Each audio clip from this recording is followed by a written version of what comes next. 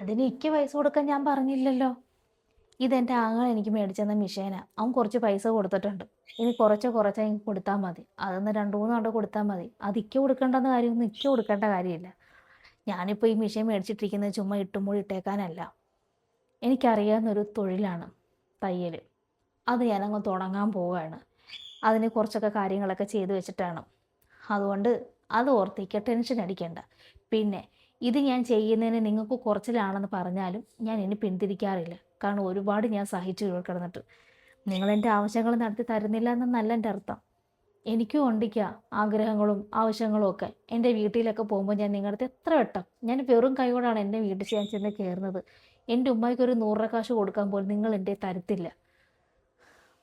എന്തിന്? ഒരു 5 രൂപ ചോദിച്ചാൽ നിങ്ങൾ എനിക്ക് തരുമോ? അപ്പോൾ ചോദിക്കും ആവശ്യങ്ങളെല്ലാം ഇവിടെ ഇവിടെ സാധനങ്ങളൊക്കെ ഞാൻ മേടിച്ച് തന്നില്ല, എനിക്ക് എന്ത് ആവശ്യമാണെന്ന് ചോദിച്ചിട്ടുണ്ട്. എന്തിന്? ഈ ഉമ്മാടുത്ത് തന്നെ ഗതികെട്ടൊരു ഞാൻ ചോദിച്ചിട്ടുണ്ട്. എനിക്ക് തന്നിട്ടുമില്ല. എനിക്ക് ഇനി 6 മുന്നിനും കൈ നീട്ടാൻ എനിക്ക് വയ്യ. കോടികൾ ഉണ്ടാക്കാൻ വേണ്ടിയിട്ടല്ല ഞാൻ മേടിച്ച് വെച്ചിരിക്കുന്നത്. എൻ്റെ ചെറിയ ചെറിയ ആവശ്യങ്ങൾ ഇനിയൊക്കെ നിങ്ങളുടെ ഒരു 5 രൂപയ്ക്ക് പോലും നിങ്ങളുടെ മുന്നിൽ കൈ നീട്ടാൻ പറ്റാത്തതുകൊണ്ടാണ്. ഒരുപാട് ഞാൻ സഹിച്ചിട്ടുണ്ട്. പുറത്ത് പോകുന്നതിനല്ലേ നിങ്ങൾക്ക് ബുദ്ധിമുട്ട്. ഇതാ ഞാൻ വീട്ടിൽ ഇരുന്ന ഇവിടുത്തെ കാര്യങ്ങളും നോക്കി ആ ജോലി ഞാൻ ചെയ്തോളാം. അതിന് നിങ്ങൾക്ക് ഇനി കുറച്ചിലാണെന്ന് പറഞ്ഞാലും ശരി, ഇനി പറ്റത്തില്ല. കാരണം അത്രയ്ക്ക് എൻ്റെ മനസ്സ് വേദനിച്ചിട്ടുണ്ട്.